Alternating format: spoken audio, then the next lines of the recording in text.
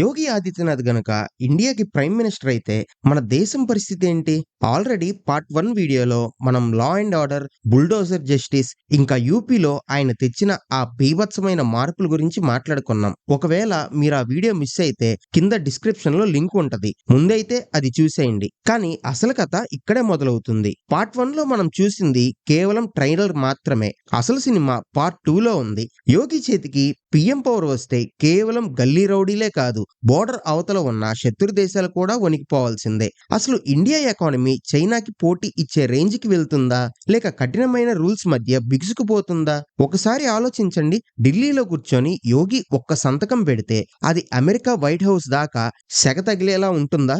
ఇప్పటిదాకా మీరు ఒక పక్క మాత్రమే చూశారు. కానీ ఈ పార్ట్ 2లో యోగి పిఎం అయితే గ్లోబల్ లెవెల్లో ఇండియా ఇమేజ్ ఎలా మారుతుంది, మన రూపాయి వాల్యూ ఏ రేంజ్ కి వెళ్తుంది అనే పక్క అనాలిసిస్ చూడబోతున్నారు. అసలు యోగి పిఎం అయితే వరల్డ్ మ్యాప్ లో ఇండియా ప్లేస్ ఎక్కడ ఉంటుంది అనేది మీకు తెలియాలంటే ఈ వీడియోని లాస్ట్ దాకా చూడాల్సిందే.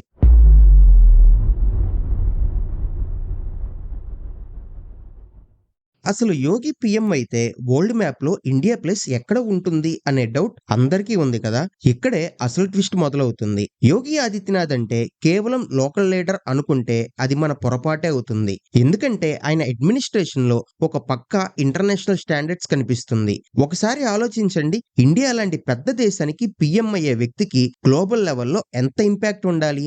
యోగి మోడల్లో నేషన్ ఫస్ట్ అనే పాలసీ చాలా స్ట్రాంగ్ గా ఉంటుంది. అంటే విదేశాలతో సంబంధాల విషయంలో ఇచ్చేది చచ్చేది లేదు అన్నట్టుగా వ్యవహరిస్తారు. ముఖ్యంగా మన పక్కనే ఉన్న పాకిస్తాన్, చైనా లాంటి దేశాలకి ఒక క్లియర్ మెసేజ్ వెళ్తుంది. అదేంటంటే పాత పద్ధతుల్లో చర్చలు ఉండవు, ఏదైనా ఉంటే స్పాట్ లోనే సెటిల్మెంట్ ఉంటుంది.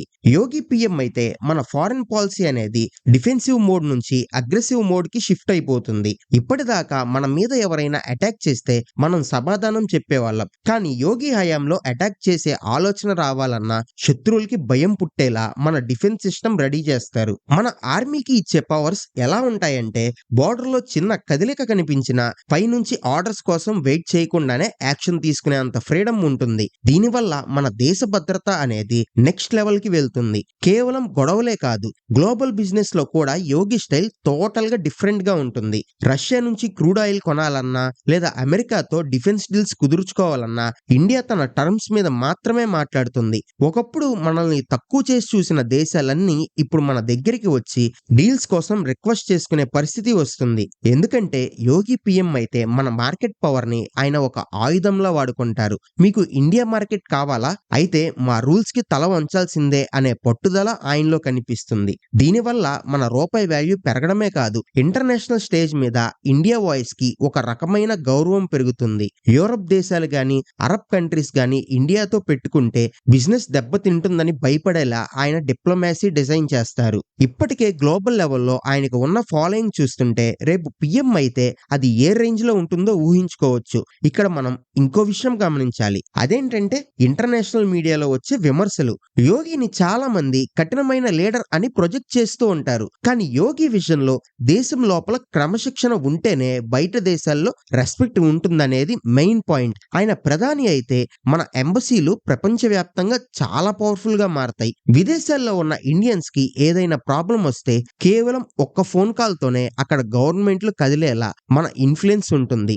యోగి మార్క్ అడ్మినిస్ట్రేషన్ లో ఆలస్యానికి చోటు లేదు కాబట్టి ఫారెన్ ఇన్వెస్ట్మెంట్స్ కూడా జెట్ స్పీడ్ లో ఇండియాకి వస్తాయి. చైనా నుంచి బయటికి రావాలనుకునే కంపెనీలకి ఇండియానే బెస్ట్ ఆప్షన్ అనిపించేలా ఇక్కడ ఇన్ఫ్రాస్ట్రక్చర్ ని డెవలప్ చేస్తారు. అంటే కేవలం మాటలతో కాకుండా రిజల్ట్స్ తో ప్రపంచాన్ని మెప్పించే ఫిలాసఫీ యోగిది. ఈ గ్లోబల్ ట్రాన్స్ఫర్మేషన్ అనేది కేవలం పాలిటిక్స్ కి మాత్రమే పరిమితం అవ్వదు, మన ప్రతి ఒక్కరి లైఫ్ మీద దీని ఇంపాక్ట్ ఉంటుంది. కానీ ఇంత పెద్ద మార్పు రావాలంటే మన దేశంలో ఉండే పాతకాలపు చట్టాలు, సిస్టమ్స్ ఆయన్ని ఎంతవరకు సపోర్ట్ చేస్తాయి? ఒకవేళ సిస్టమ్ అడ్డు పెడితే యోగి ఆ బుల్డోజర్ ని ఢిల్లీలో కూడా దింపుతారు.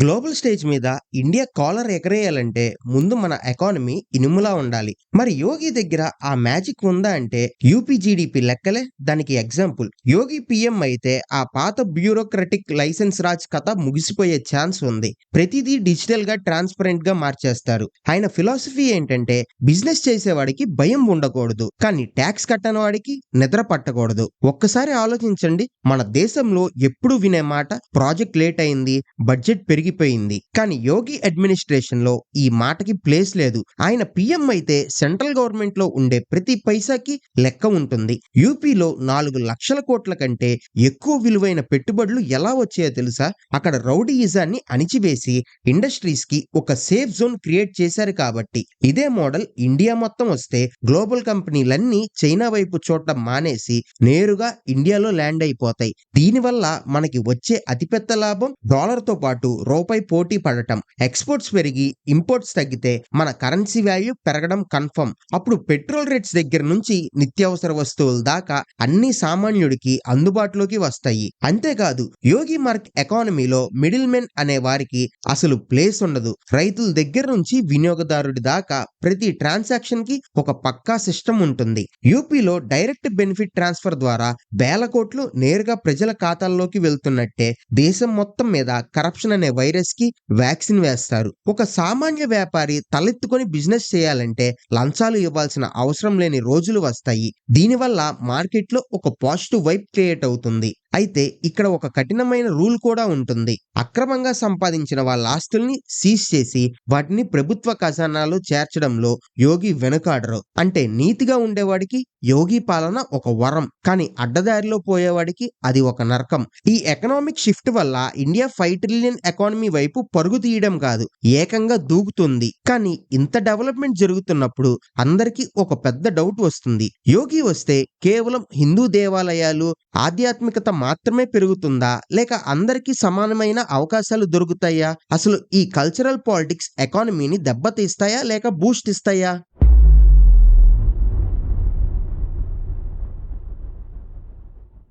ఎకనామీ స్ట్రాంగ్ గా ఉన్న జనం మైండ్ సెట్ మారకపోతే దేశం ముందలకి వెళ్ళదు అనేది యోగి ఫిలాసఫీ. అందుకే ఆయన పిఎం అయితే మన ఎడ్యుకేషన్ సిస్టమ్ లో ఒక పెద్ద చేంజ్ కన్ఫర్మ్. ఒకప్పుడు మన చదువులో కేవలం మొఘలుల చరిత్ర, విదేశీ దండయాత్రల గురించే ఎక్కువ ఉండేది. కానీ యోగి పాలనలో మన భారతీయ మూలాలకి, మన రియల్ హీరోలకి పట్టం కడతారు. అంటే రేపటి తరానికి శివాజీ మహారాజ్, రాణా ప్రతాప్ లాంటి వాళ్ళ ధైర్యం బుక్స్ లో కనిపిస్తుంది. ఇది కేవలం చరిత్ర మార్చడం కాదు, యూత్ లో నేషనల్ ప్రైడ్ అంటే దేశం మీద ఒక రకమైన గౌరవం పెంచే ప్రయత్నం. ఒక స్టూడెంట్ స్కూల్ నుంచి బయటకు వచ్చేటప్పుడు కేవలం డిగ్రీతో కాదు, ఒక క్రమశిక్షణ కలిగిన పౌరుడిగా బయటికి రావాలనేదే యోగి విజన్. దీనివల్ల కాలేజీల్లో ఉండే అనవసరమైన గొడవలు, రాజకీయాలు తగ్గి చదువుకి అసలైన విలువ దొరుకుతుంది. యోగి పిఎం అయితే మన విద్యా వ్యవస్థలో స్కిల్ డెవలప్మెంట్ కి విపరీతమైన ఇంపార్టెన్స్ ఉంటుంది. అంటే కేవలం థియరీ చదవడం కాదు, ప్రాక్టికల్ గా ఏ పని చేస్తే దేశానికి ఉపయోగం ఉంటుందో దానికి ప్రయారిటీ ఇస్తారు. ఇక కల్చర్ విషయానికి వస్తే యోగిని చాలా మంది హిందూ లీడర్ గానే చూస్తారు. కానీ ఆయన విజన్ లో మన సంస్కృతి అనేది ఒక పెద్ద సాఫ్ట్ పవర్. యోగి పిఎం అయితే ఇండియాలోని చారిత్రక నగరాలు, ఆధ్యాత్మిక క్షేత్రాలు వరల్డ్ క్లాస్ టూరిజం హబ్ గా మారిపోతాయి. అయోధ్య, కాశీ ఎలాగైతే మేక్ ఓవర్ అయ్యాయో అదే విధంగా దేశంలోని ప్రతి రాష్ట్రంలో ఉన్న అపూర్వమైన కట్టడాల్ని వెతికి తీసి ప్రపంచానికి చూపిస్తారు. దీనివల్ల కేవలం భక్తి మాత్రమే కాదు, పక్కాగా బిజినెస్ కూడా జరుగుతుంది. లక్షలాది మంది హోటల్స్, ట్రాన్స్పోర్ట్స్, హ్యాండ్ క్రాఫ్ట్స్ రంగాల్లో ఉపాధి దొరుకుతుంది. మన వేదాల నుంచి యోగి వరకు ఉన్న గొప్పతనాన్ని ఎక్స్పీరియన్స్ చేసేలా ఒక పక్కా ఎకో సిస్టమ్ ని బిల్డ్ చేస్తారు. యోగి హయాంలో పండగలంటే కేవలం వేడుకలు కాదు, అవి మన ఎకానమీని డ్రైవ్ చేసే శక్తులుగా మారతాయి. అయితే ఇంత పెద్ద మార్పు తెస్తున్నప్పుడు సిస్టమ్ లో ఉండే కొందరు పాతకాలపు ఆలోచన పరులు దీన్ని వ్యతిరేకించవచ్చు. చదువులో మార్పులు చేస్తే దాన్ని ఒక వర్గానికి అనుకూలంగా చేస్తున్నారని విమర్శలు రావచ్చు. కానీ యోగి స్టైల్ ఏంటంటే విమర్శల్ని పట్టించుకోకుండా రిజల్ట్ చూపించడం. యూత్ లో డిసిప్లిన్ పెంచడానికి ఎన్సిసి లాంటి వాటిని ప్రతి స్కూల్లో మ్యాండేటరీ చేసినా ఆశ్చర్యపోవక్కర్లేదు. యోగి పిఎం అయితే మన దేశంలో ఒక కొత్త రకమైన సోషల్ ఆర్డర్ కనిపిస్తుంది. ఎక్కడ చూసినా ఒక క్రమశిక్షణ, దేశభక్తి అనేవి కనిపిస్తాయి. కానీ ఇంత మార్పు తెస్తున్న యోగి దేశంలోని రైతులకి, సామాన్య కూలీలకి ఎలాంటి ఎలాంటి భరోసా ఇస్తారు? గల్లీల్లో ఉండే చిన్న చిన్న గొడవల్ని ఆయన ఆపగలరా? అసలు మన పోలీస్ వ్యవస్థ యోగి వేగాన్ని తట్టుకోగలదా?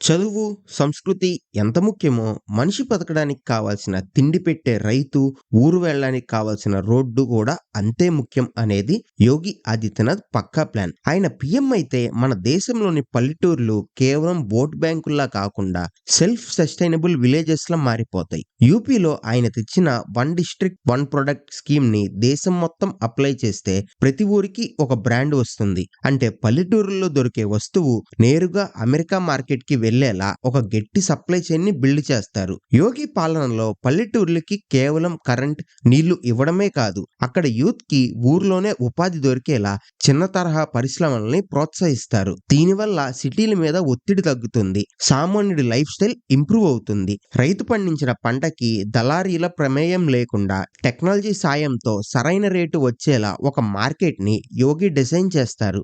ఇక ఇన్ఫ్రాస్ట్రక్చర్ విషయానికి వస్తే యోగిని ఎక్స్ప్రెస్ మ్యాన్ అని పిలవడంలో తప్పు లేదు. ఆయన పీఎం అయితే మన దేశంలో నేషనల్ హైవేల స్పీడ్ అనేది బుల్లెట్ ట్రైన్ కంటే వేగంగా పరిగెడుతుంది. ఒకప్పుడు 10 ఏళ్లు పట్టే ప్రాజెక్టులు యోగి హయాంలో 2-3 ఏళ్లలోనే పూర్తవుతాయి. దీనికి కారణం ఆయన దగ్గర ఉండే స్ట్రిక్ట్ మానిటరింగ్. ఏదైనా ఒక కాంట్రాక్టర్ పని ఆలస్యం చేస్తే వారికి జరిమానా వేయడమే కాదు, అవసరమైతే బ్లాక్ లిస్ట్ లో కూడా పెడతారు. యోగి విజన్ లో ఇండియా అంటే కేవలం ఢిల్లీ, ముంబై మాత్రమే కాదు, కన్యాకుమారి నుంచి కాశ్మీర్ వరకు ప్రతి మూలని కలుపుతూ వరల్డ్ క్లాస్ రోడ్లు, రైల్వే లైన్లు ఉండాలి. దీనివల్ల లాజిస్టిక్స్ ఖర్చు తగ్గి వస్తువుల ధరలు తగ్గుతాయి. బిజినెస్ మ్యాన్ కి తన సరుకు ఒక చోట నుంచి ఇంకో చోటుకి వెళ్ళడానికి టైం వేస్ట్ అవ్వదు కాబట్టి ఆటోమేటిక్ గా ఎకానమీ స్పీడ్ అందుకుంటుంది. అయితే ఇంత పెద్ద ఎత్తున్న రోడ్లు, భవనాలు కడుతున్నప్పుడు భూసేకరణ లాంటి సమస్యలు రావచ్చు. కానీ యోగి స్టైల్ ఏంటంటే ఎక్కడైనా అడ్డు తగిలితే దాన్ని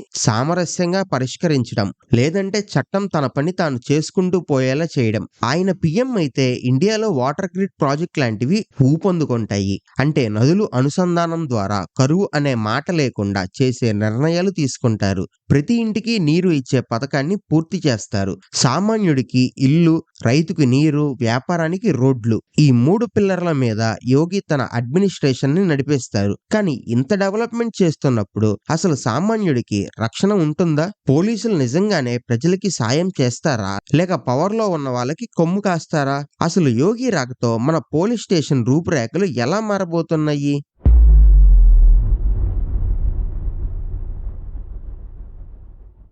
ఇప్పటి వరకు మనం చెప్పుకున్న ఆ భారీ ప్రాజెక్టులు, రోడ్లు అన్నీ సక్సెస్ అవ్వాలంటే ముందు దేశంలో ప్రశాంతత ఉండాలి. అందుకే యోగి పీఎం అయితే మన పోలీస్ వ్యవస్థలో వచ్చే మార్పులు ఊహకందని రేంజ్ లో ఉంటాయి. యోగి మోడల్లో పోలీస్ అంటే కేవలం కేసు రాసుకునే వ్యక్తి కాదు, సామాన్యుడికి బాడీగార్డ్ లాంటి వాడు. ఒకసారి ఆలోచించండి, మన దేశంలో పోలీస్ స్టేషన్ కి వెళ్లాలంటేనే భయపడే పరిస్థితి ఉంది. కానీ యోగి హయాంలో ఆ భయం క్రిమినల్స్ కి షిఫ్ట్ అయిపోతుంది. ఆయన పీఎం అయితే పోలీస్ రిఫార్మ్స్ ని టాప్ ప్రియారిటీగా తీసుకుంటారు. అంటే పోలీసులకి మోడర్న్ వెపన్స్, లేటెస్ట్ టెక్నాలజీ ఇవ్వడమే కాదు, వాళ్ళకి డెసిషన్ తీసుకునే ఫ్రీడమ్ ని కూడా ఇస్తారు. యూపీలో మనం చూసినట్టుగా జీరో టాలరెన్స్ పాలసీ దేశం మొత్తం అమలవుతుంది. అంటే తప్పు చేసిన వాడు ఎంతటి పవర్ఫుల్ పొలిటీషియన్ అయినా సరే లా అండ్ ఆర్డర్ ముందు తలంచాల్సిందే.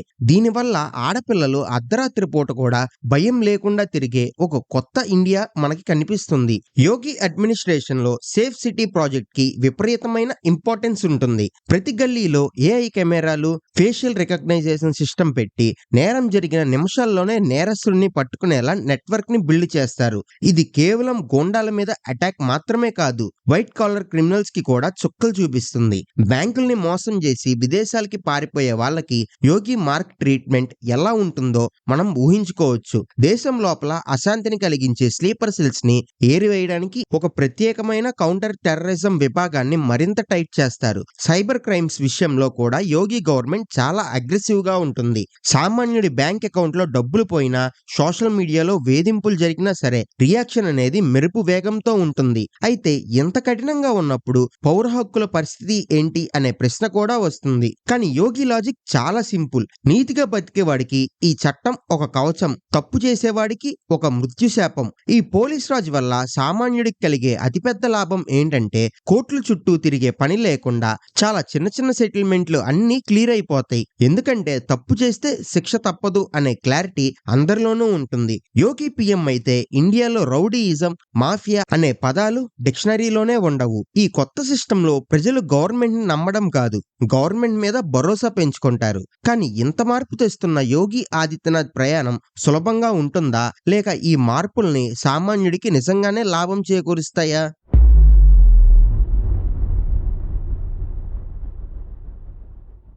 యోగి ఆదిత్యనాథ్ గనుక ఇండియాకి ప్రైమ్ మినిస్టర్ అయితే అది కేవలం ఒక వ్యక్తి పదవిని చేపట్టడం మాత్రమే కాదు, దశాబ్దాలుగా మన దేశం అలవాటు పడిపోయిన ఒక స్లో సిస్టమ్ కి భారీ షాక్ ట్రీట్మెంట్ లాంటిది. మనం ఈ రెండు పార్టీల్లో చూసినట్టుగా ఆయన పాలనలో లా అండ్ ఆర్డర్ దగ్గర నుంచి గ్లోబల్ డిప్లొమసీ వరకు ప్రతిదీ ఒక పక్కా ప్లాన్ ప్రకారం మెరుపు వేగంతో జరుగుతుంది. ఒకవైపు బుల్డోజర్ జస్టిస్ తో క్రిమినల్ కి వెన్నులో వణుకు పుట్టిస్తూనే, మరోవైపు ఎక్స్ప్రెస్ వే స్పీడ్ తో ఎకనామీని పరుగులు పెట్టించే సత్తా ఆయన దగ్గరే ఉంది. అయితే ఈ మార్పు అనేది అందరికీ ఒకేలా అనిపించకపోవచ్చు. కొందరు దీన్ని ఒక డిసిప్లైన్డ్ ఇండియా అని పిలిస్తే, మరికొందరు మాత్రం దీన్ని కఠినమైన రూల్స్ ఉన్న దేశంగా భావించవచ్చు. కానీ ఒకటి మాత్రం నిజం, యోగి పీఎం అయితే ఇండియాలో ఏ పని కూడా నిదానంగా జరగదు. ప్రతి డెసిషన్ లోనూ ఒక క్లారిటీ, ఒక పవర్ కనిపిస్తాయి. ఫైనల్లీ ఒక దేశం గొప్పది అవ్వాలంటే కేవలం లీడర్ మాత్రమే కాదు, ప్రజల ఆలోచన విధానం కూడా మారాలి.